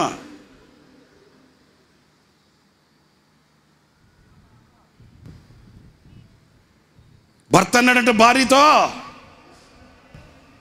ఏదో ఒక గేదె దూడ, గేదె దూడ రెండు వాకిటి దగ్గర నిలబడి ఉంటే సరదాగా భార్యతో అన్నాడట, ఇదిగో మీ అమ్మగారు మీ నాన్నగారు వచ్చారు చూడు అన్నాడట. వెంటనే అనిందంట, అత్తమ్మ మామయ్య ఎప్పుడు వచ్చారు మీరు అనిందంట. పడింది మనోడికి కౌంటర్. ఫర్ ఎగ్జాంపుల్ చెప్తున్నానండి. నో, అలా కాదు. మీరు శక్తివంతులు కావాలి, మీ కుటుంబం శక్తి కలిగిన కుటుంబం కావాలి, మీ సంఘం మీ సంఘం శక్తి కలిగిన సంఘం కావాలి, నీవు ఒక శక్తి కలిగిన క్రైస్తవుడు కావాలంటే మనస్సు ఏకం కావాలి, శక్తి పొందుకోవాలి. ఆ శక్తిని ఇవ్వడానికి బలమైన గాలి ఆ గదిలోకి వచ్చి కమ్ముకుందంట. ఇంకా వాళ్ళందరూ శక్తి పొందుకుంటే ఇక చూడండి బాబా, వింత కలిగింది, ప్రజలకు వింత కలిగింది. వాళ్ళంతా కూడి వచ్చి ఏమంటున్నారు తెలుసా? అయ్యో బాబోయ్, ఇంకా జామైన కాలేదు, వీళ్ళు ఏమొత్తు తాగారు అంటే వాళ్ళకి ఆశ్చర్యాన్ని కలిగించే ఒక శక్తి. ఈ రాత్రి నిశ్చయముగా నా దేవుడు ఆ పరిశుద్ధాత్మ శక్తిని ఆనాడు ఆది అపోస్తలుల దినములలో కుమ్మరించిన ఆ శక్తి కలిగిన అగ్ని అభిషేకాన్ని నిశ్చయముగా మీ అందరికీ అపరిమితముగా నా దేవుడు అనుగ్రహించునుగాక. ఒక్కొక్కరిని ఆయన దర్శించునుగాక. ఒక్కొక్కరి మీద ఆయన గాలి విసురునుగాక. శక్తి కలిగిన అభిషేకం నిశ్చయముగా నా దేవుడు మీ ఒక్కొక్కరికి అనుగ్రహించునుగాక. ఆమేన్ చెప్పండి. అందరు ఆశించిన వాళ్ళందరూ ఆమేన్ చెప్పండి. ఆశించిన వాళ్ళందరూ కోరుకోండి. ఆశించిన వాళ్ళందరూ ప్రార్థించండి. అలాగే కళ్ళు మూయండి, అలాగే చేతులెత్తండి.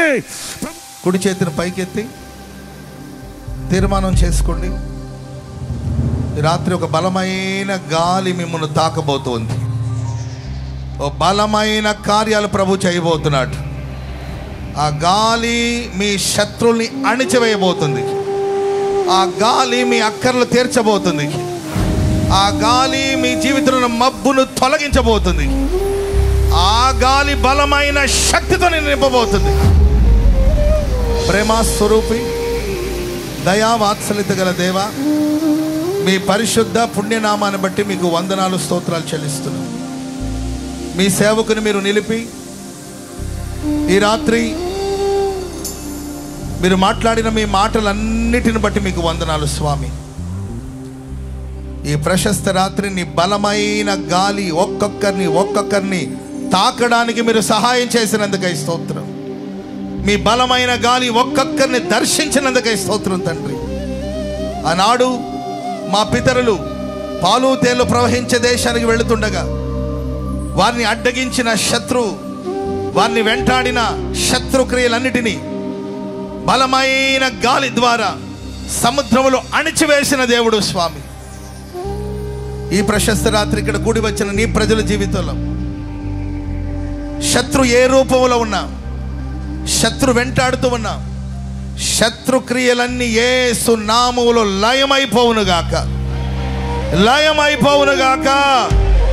శత్రుక్రియలని లయమైపోవునుగాక. దయగల ప్రభువా, ఇశ్రాయేలు ప్రజలు మాంసాహారాన్ని కోరినప్పుడు